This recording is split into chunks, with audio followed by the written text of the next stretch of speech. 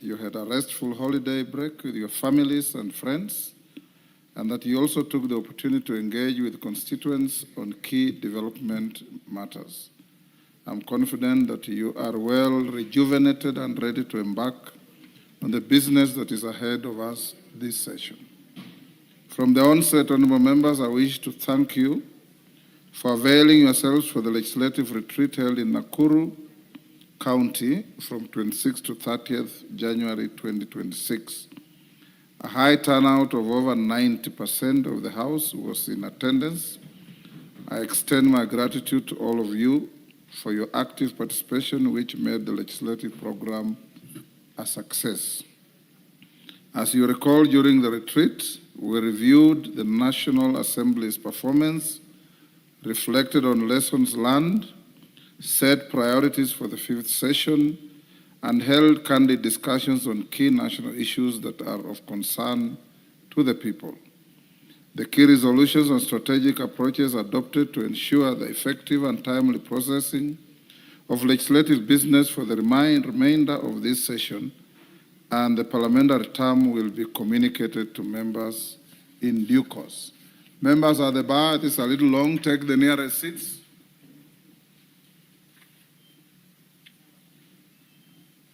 Asinyen, the nearest seats. Thank you. Further, the retreat agreed on several sector-specific resolutions, including matters relating to national security.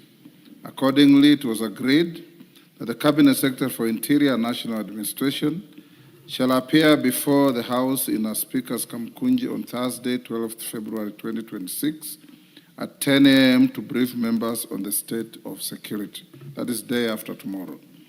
With respect to the education sector, you recall that we agreed that the Departmental Committee on Education shall undertake continuous oversight of implementation of the agreed measures on financing, infrastructure, staffing, enforcement, and equity in the education sector. The committee will also be required to obtain periodic progress reports from the Ministry of Education to ensure sustained accountability and follow-through. Having said that, honorable members, as the fifth session gets underway, I wish to remind the House that in accordance with the provisions of the standing orders, business that was not concluded at the end of the fourth session has lapsed. This includes any pending motions, statements, questions, and certain bills. As such, any committee or individual member wishing to introduce any lapsed business is advised to do so in accordance with the procedures laid down in the standing orders and our parliamentary practice. Members who may not be clear on the procedure are advised to visit the table office for assistance. Honourable members, in regard to the lapsing of bills, you will recall that on Tuesday, 2nd December 2025, the House passed a procedural motion exempting 22 bills from lapsing during the period of the fourth and fifth sessions. The bills that were saved are, members at the bar, take the nearest seats.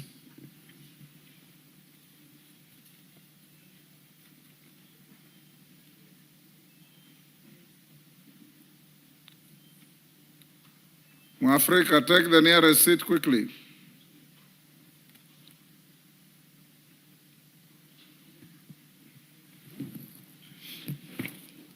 The bills that were saved are the Political Parties Amendment Bill, National Assembly Bill number 35 of 2022, the Petitions to Parliament Procedure Amendment Bill, National Assembly Bill number 51 of 2022, the Cancer Prevention and Control Amendment Bill, National Assembly Bill number 19 of 2023, the Fisheries Management and Development Bill, National Assembly Bill number 29 of 2023, the Kenya Roads Amendment Bill, National Assembly Bill number 34 of 2023, the National Transport and Safety Authority Amendment Bill, National Assembly Bill number 36 of 2023, the Meteorology Bill, National Assembly Bill number 37 of 2023, the Universities Amendment Bill, National Assembly Bill number 38 of 2023, the Mining Amendment Bill, National Assembly Bill number 51 of 2023, the Employment Amendment Bill, National Assembly Bill number 62 of 2023, the Universities Amendment number 3 Bill, National Assembly Bill number 64 of 2023, the National Cohesion and Integration Bill, National Assembly Bill number 74 of 2023, the Sexual Offences Amendment Bill, National Assembly Bill number 78 of 2023, the Universities Amendment number 5 Bill, National Assembly Bill number 79 of 2023, the Kenya Sign Language Bill, National Assembly Bill number 1 of 2024, the Public Finance Management Amendment Bill, National Assembly Bill number 2 of 2024, the Universities Amendment Bill, National Assembly Bill number 16 of 2024, the Public Relations and Communication Management Bill, National Assembly Bill number 17 of 2024, the Kenya Roads Board number 2 Amendment Bill, National Assembly Bill number 20 of 2024, the National Transport and Safety Authority Amendment Bill, National Assembly Bill number 24 of 2024, the Pensions Amendment Bill, National Assembly Bill number 25 of 2024, and the Environmental Professionals Institute of Kenya Bill, National Assembly Bill number 36 of 2024. Honourable members, with regard to questions, any questions that had not been transmitted to the respective ministries and not received a response by the end of the session have lapsed. However, if any member still wishes to obtain a formal response, the member is advised to visit the questions office to formally indicate their interest in obtaining a response. This must be done by close of business on Thursday, 19th February 2026, to enable the leader of the majority party to prioritize questions when scheduling the appearance of cabinet secretaries before the House. Any questions that have not yet been transmitted to the ministries, constitutional commissions, and independent offices have also lapsed. Members are, however, still at liberty to file them afresh if they so wish. Honourable members, as we commence this session, I wish to remind the House of the need to reconstitute the Powers and Privileges Committee and the Member Services and Facilities Committee, whose terms lapsed at the end of every session. I urge the leadership to expedite this process to ensure these committees are promptly reconstituted and able to continue overseeing matters relating to members' privileges, welfare, and services. Additionally, the Committee on Selection is reminded to hasten the process of placing our new members into various committees to enable their full participation in matters of representation, legislation, and oversight. As we settle into the new session, I urge all members to update their biodata with the Office of the Clerk at the earliest convenience in order for it to be accurately captured in the records of the House and on the website. Honourable members, on a related note, allow me to mention an important development that occurred during the recess period. Several members of this House were conferred state honours by His Excellency the President during the second Jamhuri Day celebrations.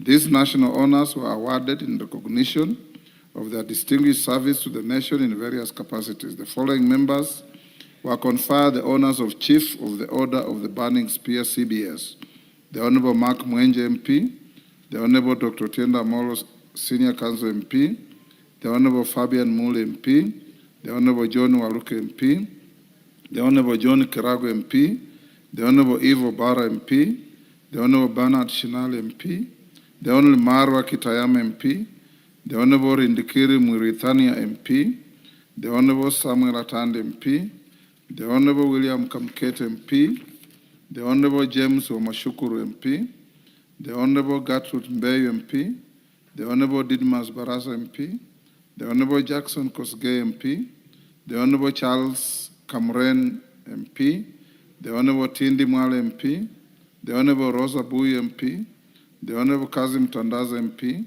the Honourable Dido Raso MP, the Honourable Brighton Yegon MP, the Honourable Simon Kingara MP, the Honourable Major Retired Bashir Sheikh MP, the Honourable Sarah Korere MP, the Honourable Ferdinand Wanyonyi MP, the Honourable Lisa Chelule MP, the Honourable Patrick Munene MP, the Honourable Hilary Kosgei MP, the Honourable Rahim Dawood MP, the Honourable Robert Gishim MP, the Honourable Alpha Miruka MP, the Honourable Naisula Lesuda MP, the Honourable Christine Ombaka MP, the Honorable Lemanken Aramat, MP, the Honorable Fred Kapondi, MP. Members at the bar, take the nearest seats.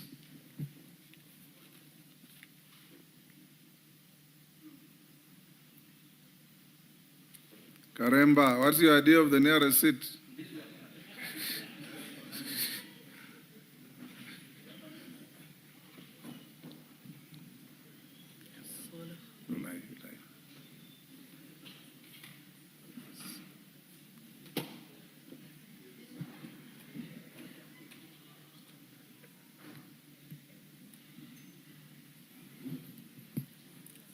Member, quickly take the nearest seat. Honorable members, let us take a moment to congratulate them on this well-deserved recognition alongside several members of staff, including our directors of Legislative and Procedural Services, Mr. Kipkemoy Arap Kirui, Legal Services, Mrs. Vena Kama, and Departmental Committee Services, Mr. Peter Chemweno, who were awarded the Order of the Grand Warrior of Kenya, OGW, for their commendable service to the nation. Honorable members, before I conclude, it is with profound sorrow that I remind the House of the untimely demise of our esteemed colleague, the late Honorable Joseph Hamisi Dena, MP, a nominated member of the National Assembly under the Amani National Congress Party, who passed away on Saturday, 6th December 2025, only 2 days after commencement of the long recess. Indeed, I notified members of this sad development on the same day. The late Honorable Amis Dena was interred on Saturday, 13th December 2025 in Kwale, where yours truly and several other members attended. The late Honorable Dena served this House with diligence and commitment, contributing significantly as a member of the Departmental Committee on Sports and Culture, the Select Committee on National Cohesion and Equal Opportunities. In recognition of his dedicated service to the House and the nation, I request that we observe a minute's silence as a mark of respect and remembrance. Shall we be upstanding?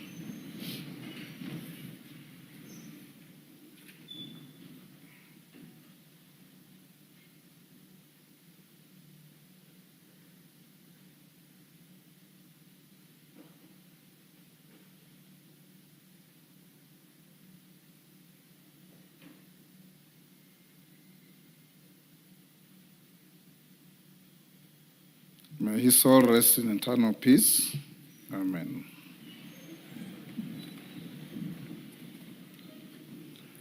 With respect to the NGCDF, honorable members, as you are aware, the Court of Appeal delivered judgment on the constitutionality of the NGCDF Act 2015 on Friday last week. In its decision, the court upheld all the provisions of the Act except one subsection which ties the term of the NGCDF manager to the term of Parliament. We celebrate the decision of the 3 judges of the Court of Appeal to side with the people and their representatives. As I have reiterated time and again, honorable members, NGCDF remains the most impactful national intervention on the lives of the common wananchi since independence. I commend the work of the House Legislative Caucus that is ably co-chaired by the Honorable Otienda Amolo Senior Counsel and the Honorable Samuel Chepkonga. With the support of our Directorate of Litigation and Compliance, the team painted the true picture of the NGCDF to the court and faithfully told our story. We are grateful for your selfless services to the House. I'm informed that a notice of appeal has now been lodged in the matter.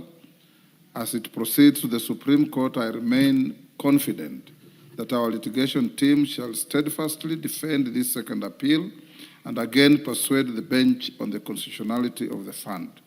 In the meantime, I urge members to be measured in their comments as the matter pens final resolution. Avoid engaging in any rhetoric that casts the NGCDF as a competition or supremacist battle with other bodies or groups. Conscious that the fund is a national government entity domiciled in the State Department for Economic Planning and managed by a statutory body, I advise that we focus our energies on allowing the fund to continue delivering its tangible benefits to the people of Kenya.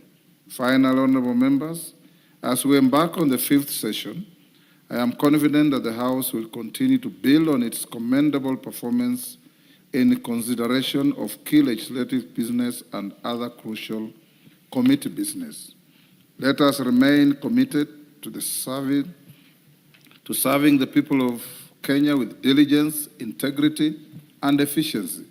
I once again welcome you back to the House and look forward to a productive 5th session. I thank you.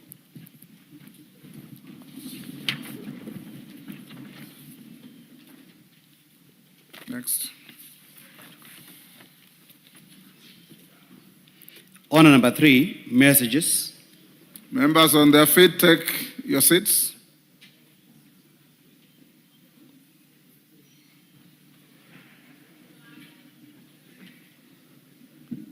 Take your seats.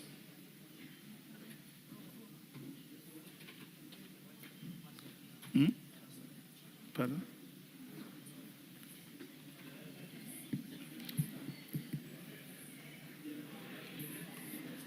Order, Mary Maingi, take your seats.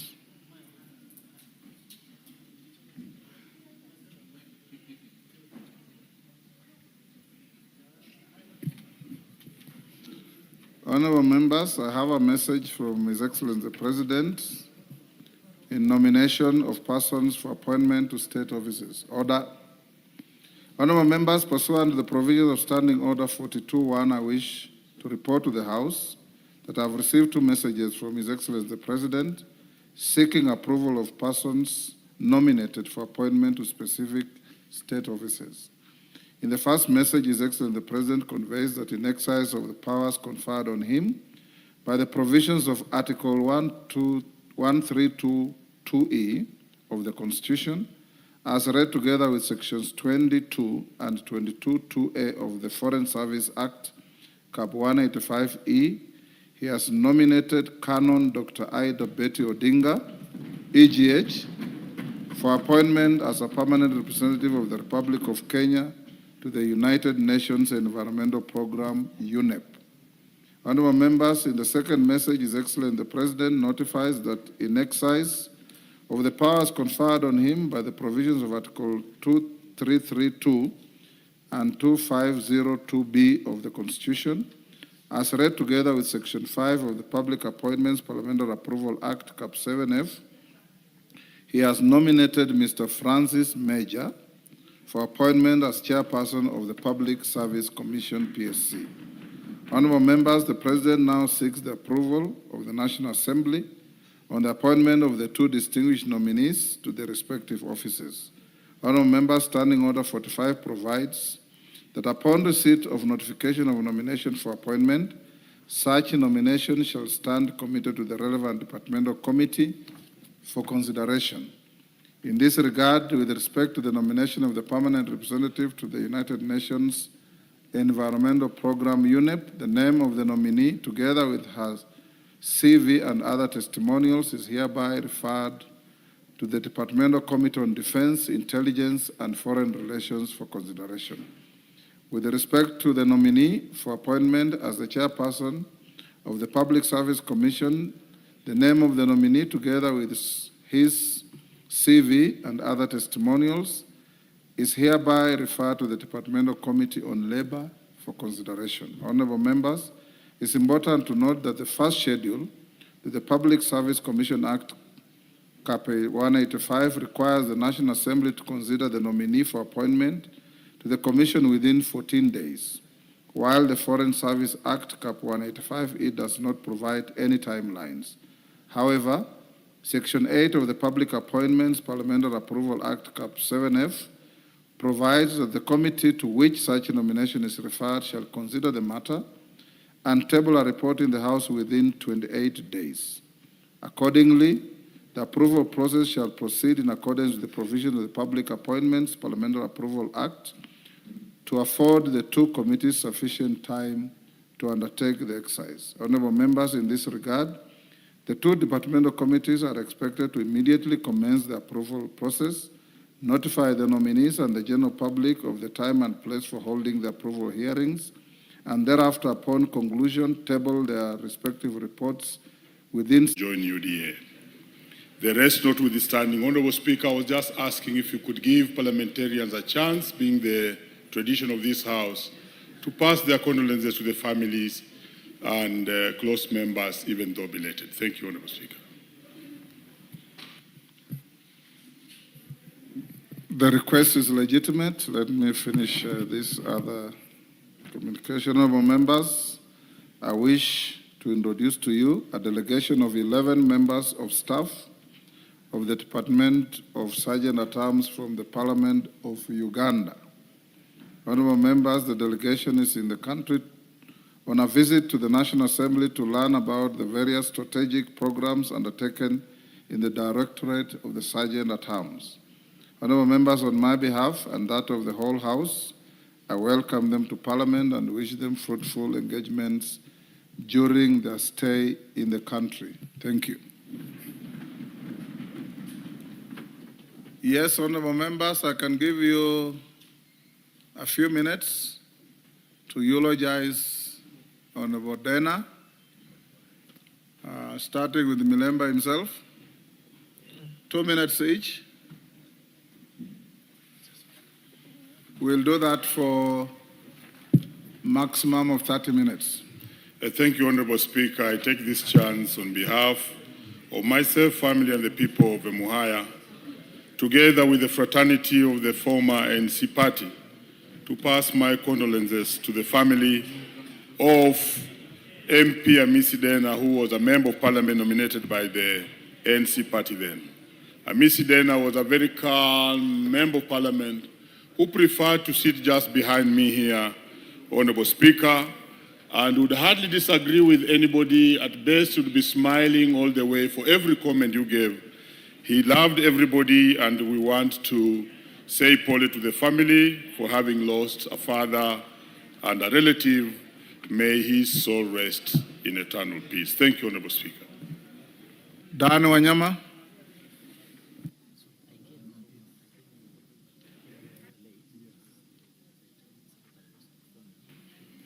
Thank you, Mr. Speaker.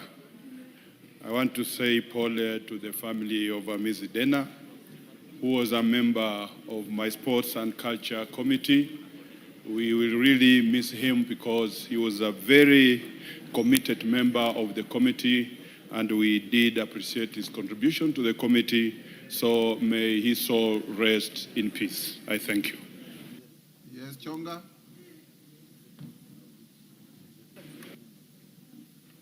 Ken Chonga. Asante mstahiki Spika kunipa nafasi hii pia mimi kutoa rambirambi zangu. Kusema ukweli tu kabisa, binadamu tunakuwa na maumbile tofauti, tabia tofauti, na pia tunakuwa na hisia tofauti.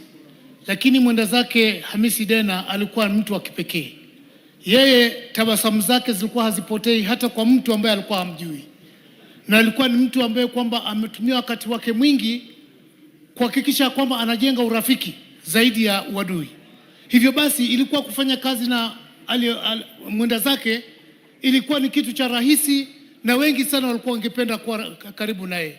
Nataka kuchukua nafasi hii pia mimi kupeana rambirambi zangu za dhati. Mungu ailaze mahali ambapo Amisi Dena alichagulia roho yake. Asante. Sora. Thank you very much, Honorable Speaker. Honorable Speaker, I also want to join my colleagues in condoling with the family of the late Honorable Amisi Dena. Honorable Speaker, Honorable Dena had a special personality, very unique and very friendly. Honorable Speaker, my first encounter with the Honorable Dena, Honorable Speaker, I was actually doing my work of whipping, and I saw him, Honorable Speaker, somewhere having a meal. I hadn't known that he's a member of parliament because of his demeanor, the way he was quiet, engaging with everybody. And I whipped everybody that was there having lunch. And then one staff member told me, you've left a honorable member seated at that particular corner. Honorable Speaker, even having been directed where the Honorable Dena was seated, I still couldn't trace a member of parliament there because I didn't know him. Yet he had actually been in this House, Honorable Speaker, for about 6 months, Honorable Speaker. It was quite funny and, embarrassing to me, Honorable Speaker. That special demeanor, Honorable Speaker, eventually, of course, we became close friends and bonded and engaged in several activities, Honorable Speaker. And it's quite unfortunate that he passed on abruptly, without really any suffering from any disease that we knew of, Honorable Speaker. And this House really has lost a gentleman. I would call him, Honorable Speaker, in this 13th Parliament, Honorable Dena was the gentleman of the 13th Parliament. May his soul rest in eternal peace. Yes, Mayaka. Thank you, Honorable Speaker. I also take this opportunity to give my condolences for the Honorable Hamisi Dena, who was with us in the nominated members caucus. We served previously in the Committee of National Cohesion with him. Honorable Dena was one of those individuals, as everyone has said, who was very calm, very peaceful. He had a very rich background in terms of experience of different places that he had worked in, including IBC, and he was a very fatherly figure to some of us who he interacted with closely. So on behalf of my family, the nominated members caucus, and the people of Nyamira, I express my condolences to his family on the demise of Honorable Dena. May his soul rest in peace. Thank you.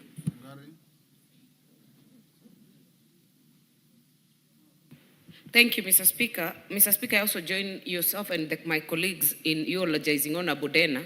I was actually telling Honorable Mboko, before he was in ANC, I was with him in the defunct UDF party, 2011-2012, and we worked in many matters that we were working on then.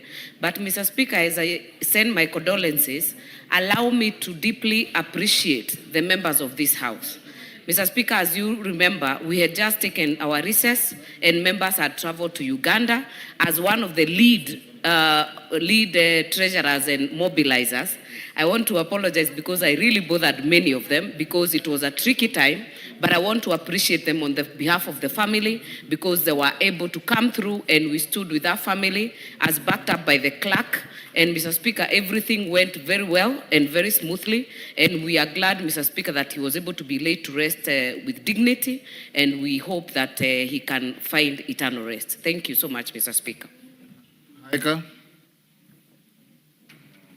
Asante sana Spika kwa kunipa fursa hata mimi niweze kutoa pole zangu kwa familia ya mwenda zake Dena. Dena tulimfahamu kama mjumbe ambaye alikuwa mpole, mkakamavu, mpenda watu na zaidi alikuwa anapenda sana amani. Nafikiri ndio maana alikuwa hii chama ya Amani National Congress. Alipenda sana amani na ni pole kwa familia. Na kwa niaba yangu binafsi na niaba ya watu wa Taita Taveta, kwa pwani yote mzima tunasema pole sana kwa familia na Mungu aendelee kuilaza roho yake mahali pema peponi. Yes, who is the lady at the back? Is that Jen Kiara? Jen? Your hair is covering your face, I can't tell. Thank you, Mr. Speaker. I wish to condole with the family of Honorable Dena on my own behalf and on behalf of the people of Naivasha. Mr. Speaker, I served with Dena in the Committee of Lands in the last session. He was a cool guy, very kind, and also very much informed on the surroundings and the nature of the work we were doing. He was peaceful. Whenever we went to Mombasa, he would host us to an evening coffee or something like that. So Honorable Dena, may he rest well. May God preserve him with the angels. Thank you, Mr. Speaker. Thank you. Who is the member at the back? Yeah? Ikana, Fred Ikana. There's a light behind you, I couldn't quite tell. Thank you. Asante sana Mheshimiwa Spika kunipa fursa hii kuomboleza pamoja na wenzangu na kupeana rambirambi zangu kwa jamii na marafiki wa ndugu yetu Dena Hamisi. Jinsi unavyojua Mheshimiwa Spika, Dena Hamisi tulikuwa naye na ufahamu na utendakazi wa karibu sana.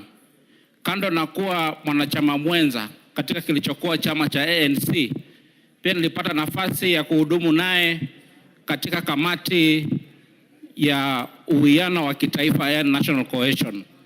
Na ninakubaliana na wenzangu kwamba Mheshimiwa Dena amewacha alama ambayo haiwezi sahaulika katika nchi hii yetu tukufu.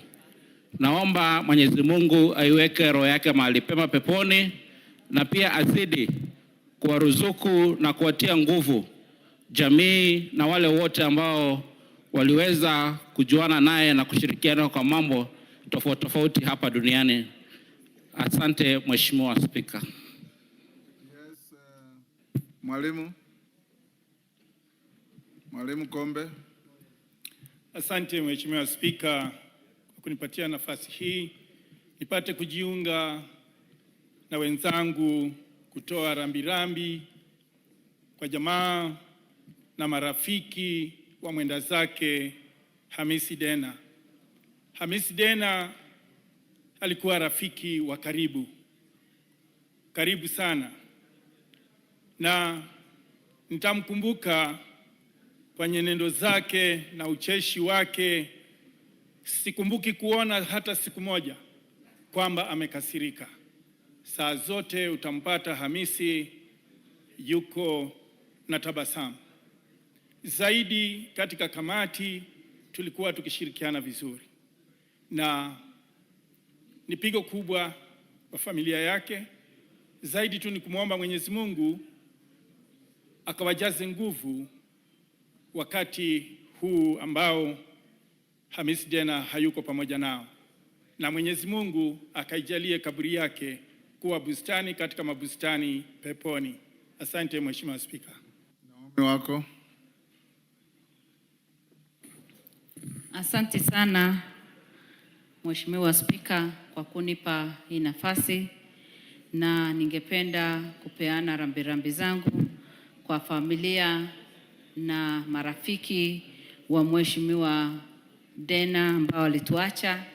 Ni jambo la kuhuzunisha kwa sababu Mheshimiwa Dena alikuwa mtu mtulivu na mtu ambao alikuwa anaheshimu watu na kupenda watu na pia kupenda kazi yake.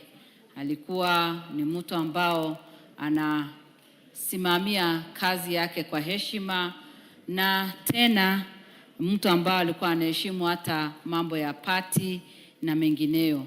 Na ni jambo la kuhuzunisha tukisimama siku ya leo tukikumbuka vile alivyotuaga, na kwa hivyo mimi pamoja na watu wetu wa Marsabit tunatoa rambirambi zetu na tunapeana familia yake pole, na tukiwaombea Mungu ya kwamba Mungu atawalinda, na pia yeye tunamwombea mahali alipo. Asante sana Spika.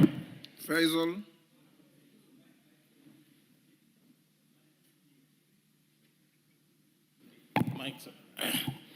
Asante sana Mheshimiwa Spika, nami niungane na wenzangu kupeana rambirambi na pole zangu kwa familia na jamii mzima ya Mazeras kwa kumpoteza Mheshimiwa Hamisi Dena. Mheshimiwa Hamisi Dena alikuwa ni kiongozi mpole, alikuwa ni kiongozi msikivu, na alikuwa ni kiongozi aliyependa kushirikiana na wenzake. Mheshimiwa Dena alijitolea sana, hususan kwa mambo ambayo yalikuwa yakiongelelewa ya kaunti ya Kwale na jimbo zima la Pwani. Ni kiongozi alikuwa anapeana ushirikiano kikamilifu, alijitolea kwa hali na mali. Sisi kama wajumbe wa Kwale tunataka tuseme tumepoteza mmoja wetu, na tunazidi kupeana pole kwa familia, na tunasema Mungu ailaze roho yake mahali pema penye wema, na aendelee kuwapatia familia subira, uvumilivu, hususan wakati huu wakiendelea kumwomboleza marehemu Dena. Asante Mheshimiwa Spika.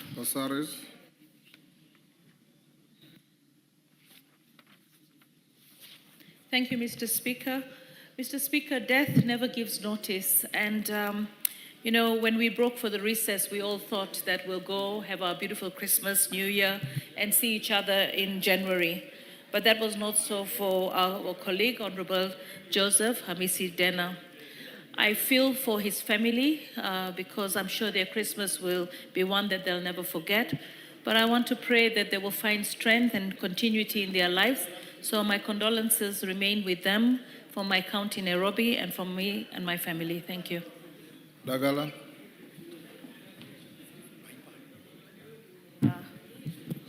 Thank you, Mr. Speaker, for giving me this opportunity to also eulogize my colleague, Dena.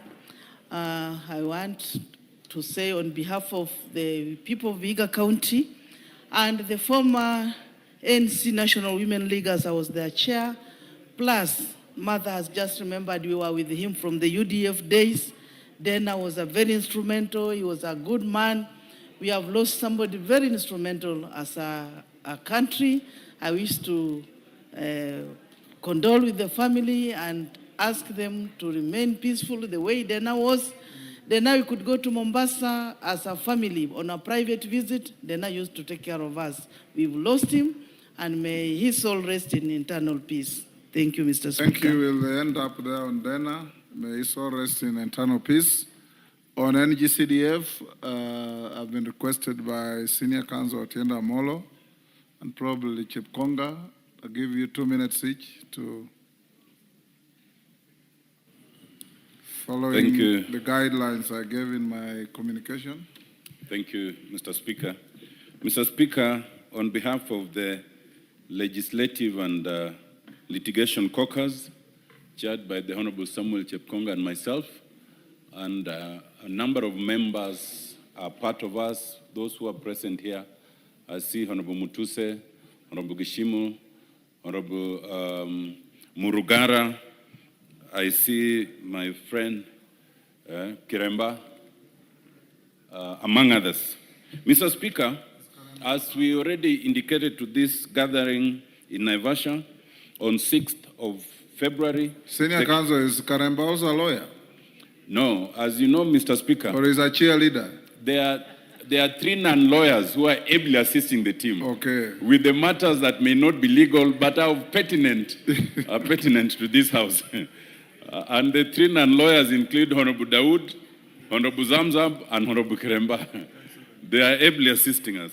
Mr. Speaker, on 6th of February, the Court of Appeal gave a very well-reasoned and solid judgment delivered by the President, Justice Musinga, together with Justice Tuyot and Justice Muchelule, in 63 pages. Mr. Speaker, as the caucus, we've taken the time to synthesize it into just 2 pages, which we've shared on the wall, for members who do not want to read too much legalese. Mr. Speaker, we want to say very briefly, first, there are certain points we had raised before the High Court and later before the Court of Appeal, but in which we were not successful in the High Court. And so on the appeal, we raised 18 different points. And I'm happy to say, Mr. Speaker, that we succeeded on 17 out of the 18, except one which I will speak to. But it is important, Mr. Speaker, that this judgment is considered in its proper context. This judgment establishes certain constitutional principles that are very important. One, it disabuses this notion that the CDF may be interfering with devolution. And the court importantly observes that devolution is different from decentralization, and that is, these are decentralized funds. And you cannot stop national government from determining how it is decentralizing. Mr. Speaker, Mr. Speaker, I beg that since I am helping members not to read 63 pages, I be given a little more time. Thank you. Mr. Speaker, secondly, there was this myth of division of functions, and that the CDF interferes with the division of functions and also interferes with the devolved funds. And the Court of Appeal was able to demonstrate that the entire CDF is restricted to what is already allocated to national government. Mr. Speaker, the court then went on to deal with the question of is CDF a unit of service delivery? Quoting the National Government Coordination Act, the court was able to establish that the constituency is a service delivery unit. And you cannot say that merely because it's called constituency, you cannot use it as such. And that is very important, Mr. Speaker. The court importantly found that there is nothing in the doctrine of separation of powers that makes NCDF unconstitutional. In fact, the court finds that it is quite consistent with the doctrine of separation of powers, and the myth that MPs deal and control CDF was found to be a myth without foundation and unsupported by fact, and that is very important. Mr. Speaker, the court importantly finds that on the question of the constitutional principle of public finance, NGCDF is quite consistent. And it also says that there is no need and there was no need to involve the Senate, either in enactment or amendment of the CDF Act. And that is very important to know that even today, if we choose to enact, amend, we do not have to go to the Senate. Mr. Speaker, the court found that there's a presumption of constitutionality. This thing of starting by presuming that everything Parliament has done is unconstitutional should be the other way around. The court should start by presuming that Parliament in its wisdom acts constitutionally. And unless the person challenging it is able to demonstrate, then what Parliament has done should be sustained. Mr. Speaker, it is also important to understand that there's only one respect in which the court did not agree with us, and that is Section 43 of the Act, which talks of the tenure of the fund account manager. And the court found that that particular section is inconsistent and should be severed. Mr. Speaker, it is my advice to the team that even that we agree with. Because in truth, that section is misplaced.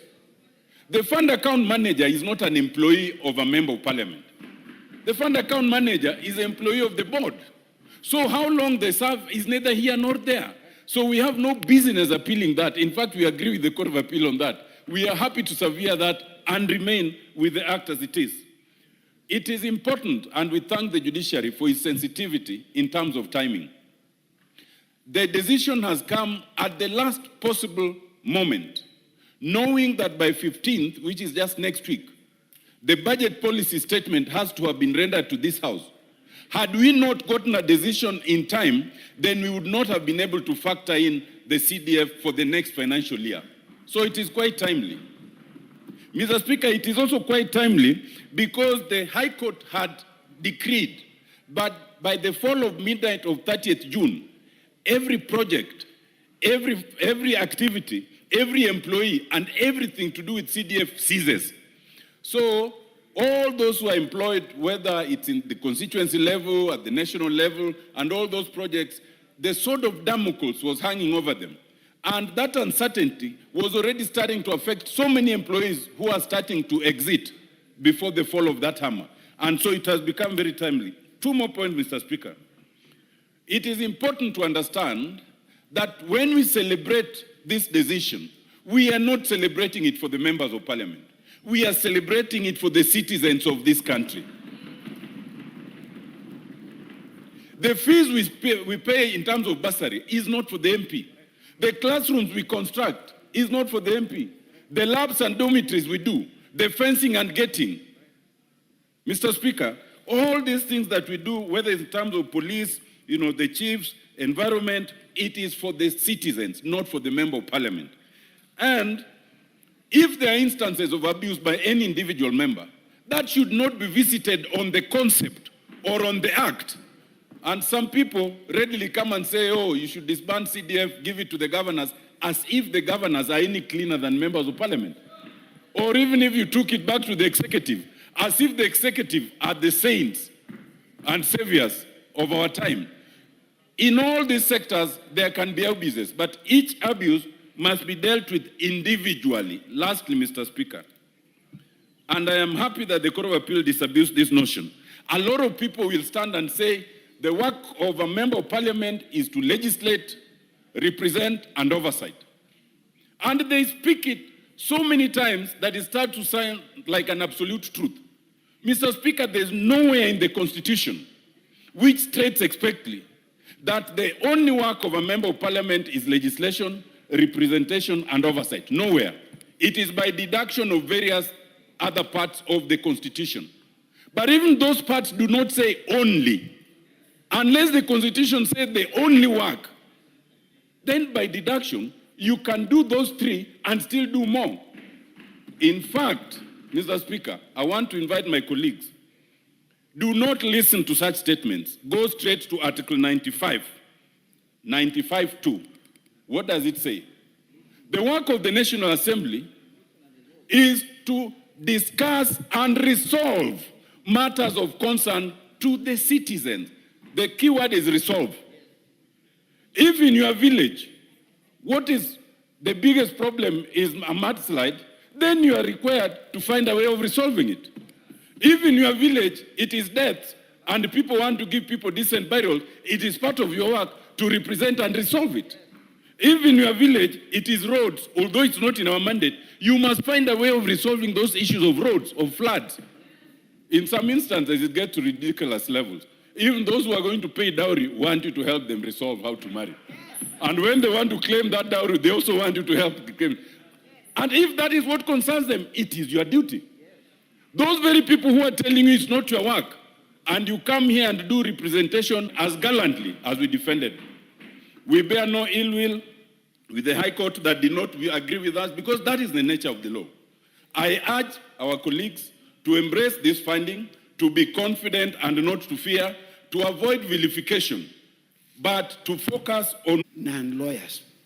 And the reason why they are there, a certain dictum of the law that says you must have reasonable bystanders. So Honorable Karemba is one of the reasonable bystanders in the committee. And in fact, he agrees with us that those other Bush lawyers were not correct. That in fact the lawyers in this house were the correct ones, Mr. Speaker. Mr. Speaker, you know, just to add just 1, 2, or 3 things to what Honorable Tienda Mola has just said. The Supreme Court was very clear on the question as to whether this law concerns counties. Mr. Speaker, they came out very clearly. They said the NGCDF does not concern counties. Mr. Speaker, this matter was brought to the lawyers on the other side. Judgment that says this matter does not concern counties. They said nothing, Mr. Speaker. That is the reason why the Court of Appeal did not hesitate in giving judgment as it did, Mr. Speaker.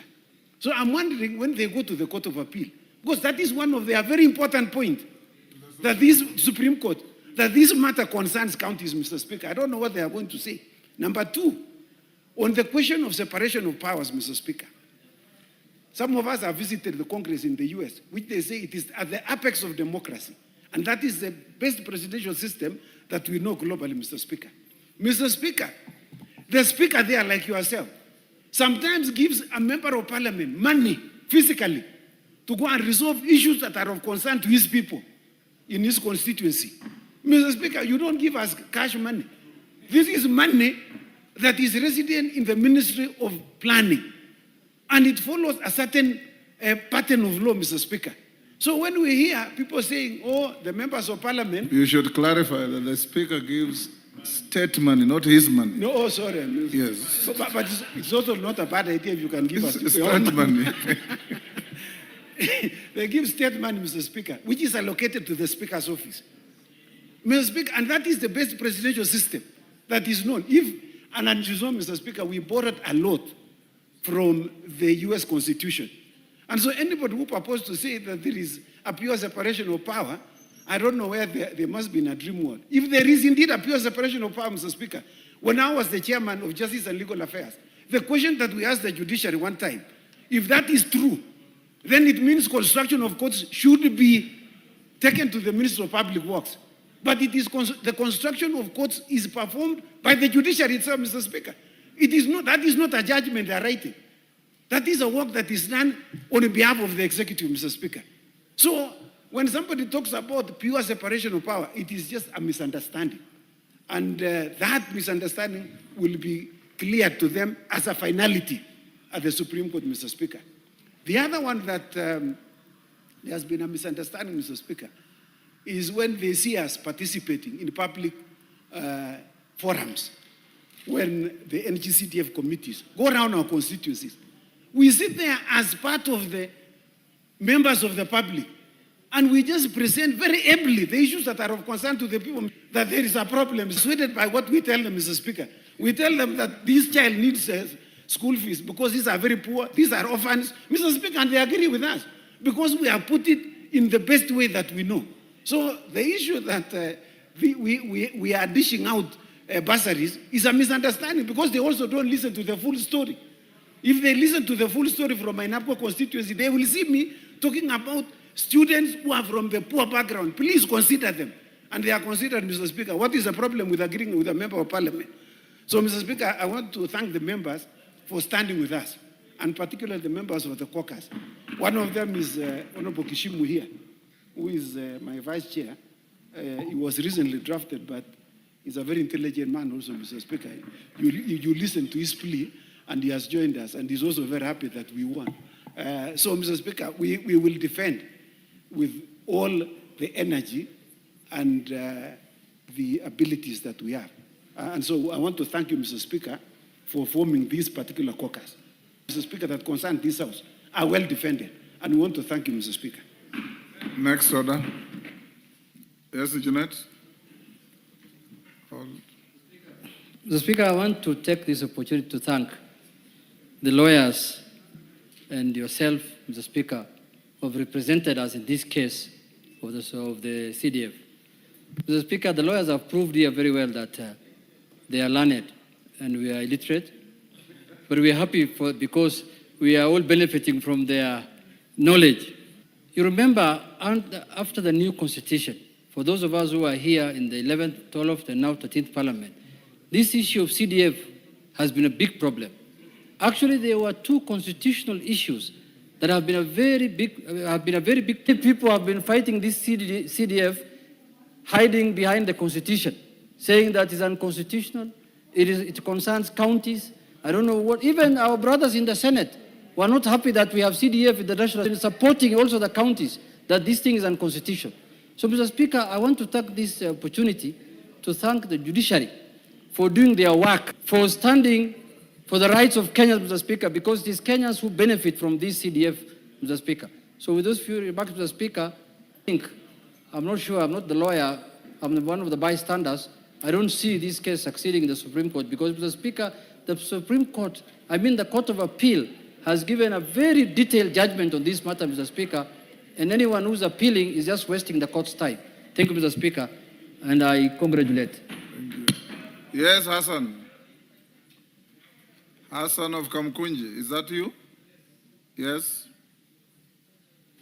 Thank you, Mr. Speaker, and I wanted to also join my fellow members for congratulating the team, the legal team that represented us. They've vindicated us, and they've also vindicated their position. This case was lost in the judiciary. I thought that maybe we didn't have very good legal minds, but obviously we have the best that we can, legal minds in our country here, and the Honorable Otieno Amolo and Honorable Chipkonga had done a great job with it. Level-headed, the most rational judgment I have seen since I came to Parliament on this issue of the CDF, because much of the argument was emotional, much of the argument was vindictive, in the sense that there were people who didn't want the poor people of Kenya to benefit this particular fund that was reaching the people at the lowest level of our society. And I always wondered, how is it possible for land judges to make such a terrible decision that denies ordinary Kenyans opportunities of advancing in education, sending their kids to school. As we speak, we have a registration center that is taking place, a bursary registration center. And when you look at the line of people who are coming, who are hungry to take their kids to school, who consider education important, but don't have the means to take their children to school, the CDF gives them a lifeline. And to think that actually that CDF fund that is benefiting the poorest of the poor in our country benefits members of parliament is rather a very poor argument. And I think this is a very good judgment. I once again say, hongera to our colleagues, well done. It's a victory for the poor people of Kenya. And it's a big victory for the poor people of Kamkunji, and I thank them for the role they have played. Thank you. The last one, George Murugara. Huyo ni wa mwisho. Thank you. Thank you, Honorable Speaker. Honorable Speaker, I joined the House in lauding the Court of Appeal because of this decision, which is going to be celebrated in this country. It's a lengthy decision that is very well reasoned, and as we have said, we abide by it, including the ground that we lost. But I wish to point out to the honorable members of parliament, when all is said and done, nothing has changed, including our roles in CDF. The fact remains that a member of parliament exercises oversight role over CDF, and this is what the court has affirmed. We have always said from the word go that we do not do anything else with the national government CDF apart from oversighting what the body passes as going to be implemented. Also, it is vitally important that, as we've been advised by the Speaker, we proceed with restraint. There is a lot that we do in the constituencies, but we cannot attribute everything we do to CDF. CDF does what it's allowed to do, and we have a lot more that we do in various ways with the sources of funds that are from elsewhere, and we are not going to stop doing that. Therefore, as we move forward, let us maintain the role given by the law as regards what a member of parliament can do in CDF. We also allow the Supreme Court, because it has who are saying they are going to the Supreme Court. They will be meeting us there, and we will actually be advancing the same argument that NGCDF has nothing to do with the county governments, the governors, or any of that money out there. Thank you very much, Honorable Speaker. Thank you. We'll end there. Otienda Mola and your team, you forgot to also acknowledge that the Attorney General of the Republic supported the position of Parliament on this matter. Next order. Before we call the next order, allow me members to acknowledge a school in the public gallery, a school called Ali Mohajirun, JSS and primary school from Kamkunji constituency in Nairobi. On my behalf and on behalf of the House, we welcome them to Parliament. Next order.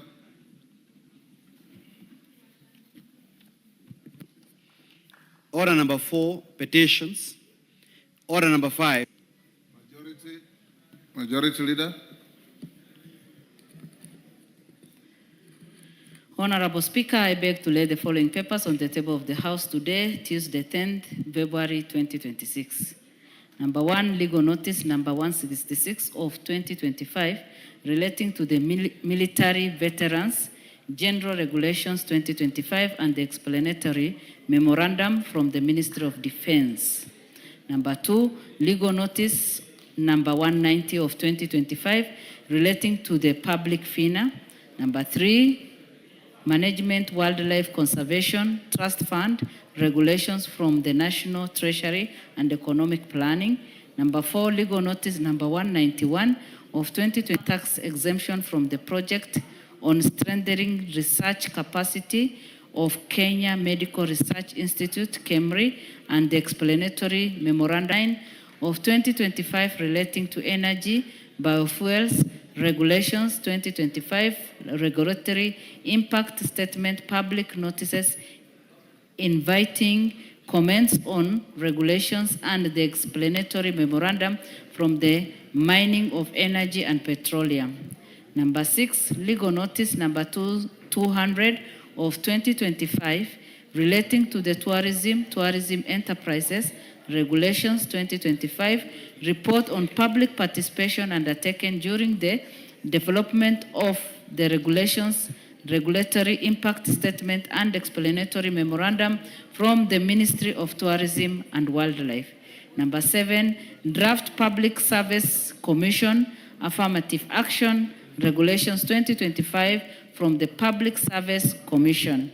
Number 8, the agreement between the government of the Republic of Kenya and the government of Federal Democratic Republic of Ethiopia on the defense cooperation between the government of the Republic of Kenya and the government of the Republic of Zimbabwe on cooperation in defense and training from the Ministry of Defense. Number 10, draft charter for the Kenya Advanced Institute of Science and Technology from the Ministry of Education. Number 11, intergovernmental partnership agreement between national government through the Ministry of Education and the county government of Nakuru. Number 12, recommendation on sharing of revenue between national and county government for the financial year 2026-2027 from the Commission on Revenue Allocation. Implementation of the Kenya Urban Support Program Phase 1 from the Auditor General. Number 14, Auditor General's report on consideration of the report of the Auditor General on the financial statement of 9 funds. Number 15, approval of additional funding under Article 223 of the Constitution relating to the FY 2025/2026 from the National Treasury and Economic Planning. Number 16, National Government Constituency Development Fund Board Report for the second quarter of 2025-2026 financial year. Thank you, Honorable Speaker, and I beg to lay. Next order.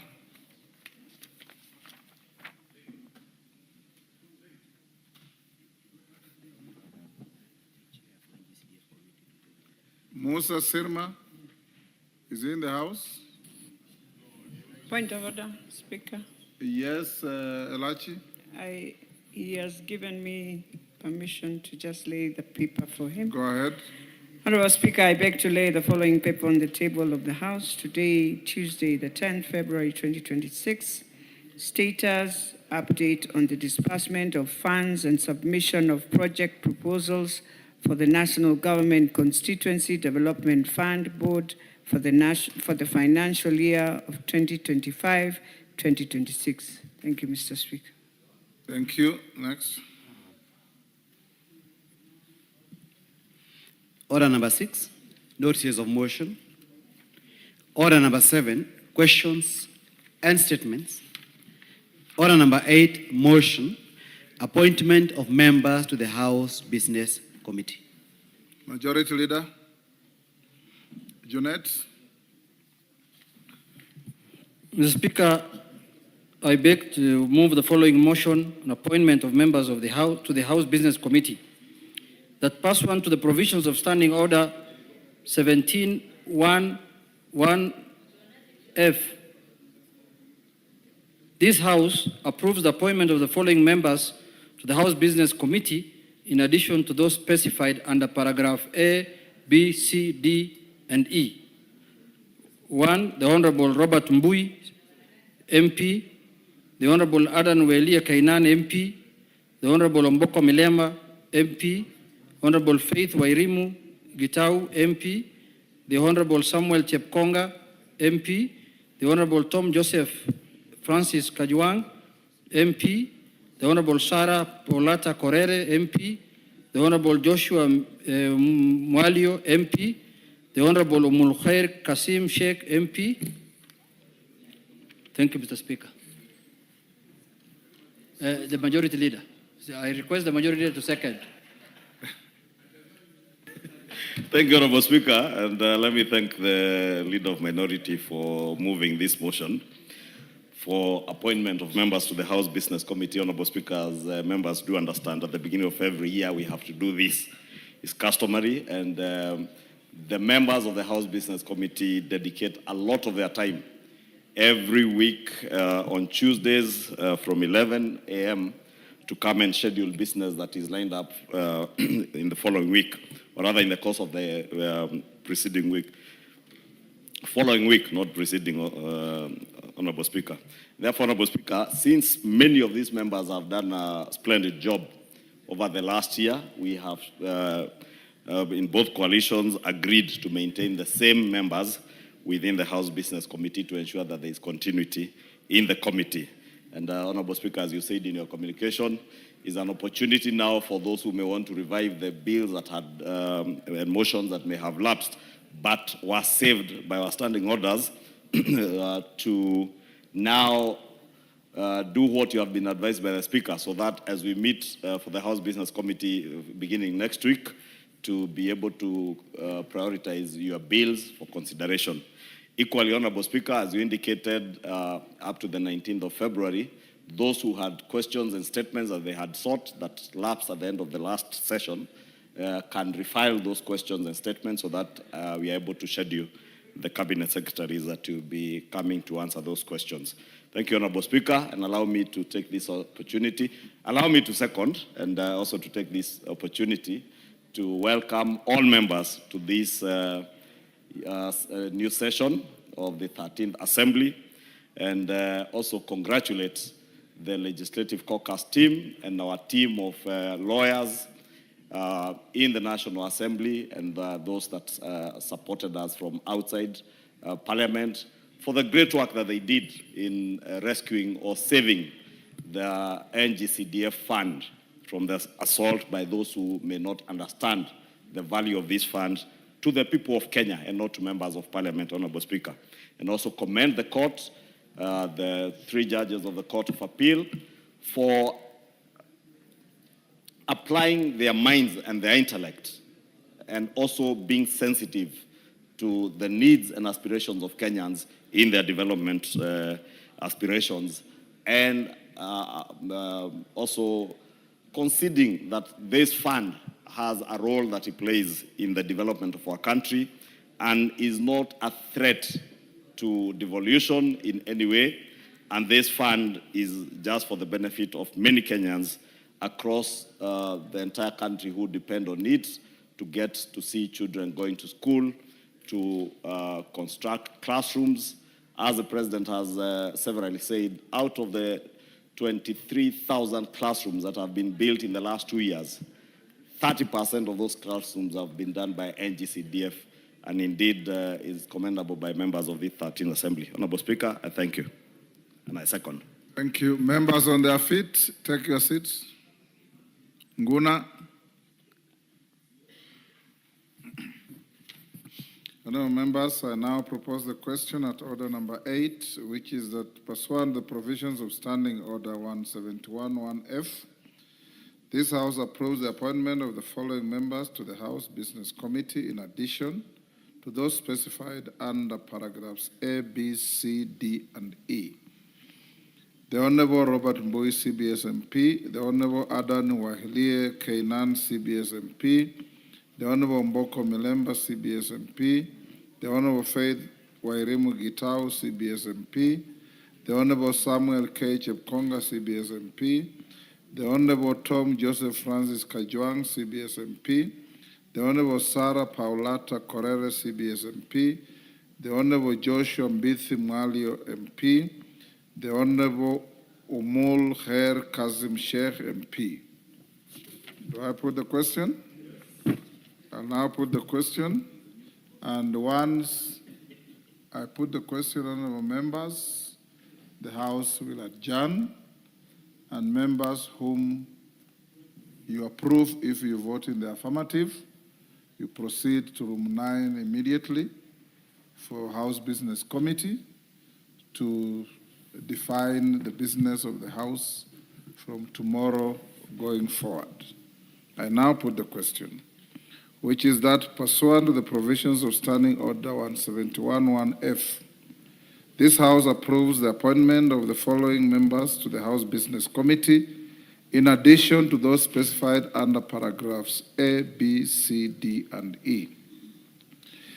The Honorable Robert Mbui, CBS MP, the Honorable Adan Wahilie Kainan, CBS MP, the Honorable Omboko Milemba, CBS MP, the Honorable Faith Wairimu Gitau, CBS MP, the Honorable Samuel K. Chepkonga, CBS MP, the Honorable Tom Joseph Francis Kajwang, CBS MP, the Honorable Sarah Paulata Correre, CBS MP, the Honorable Joshua Mbithi Mwalio MP, and the Honorable Umulkhair Kazim Sheikh MP. As members of that opinion say aye. Aye. Will those of the contrary opinion say nay? The ayes have it. Honorable members, you may be upstanding now.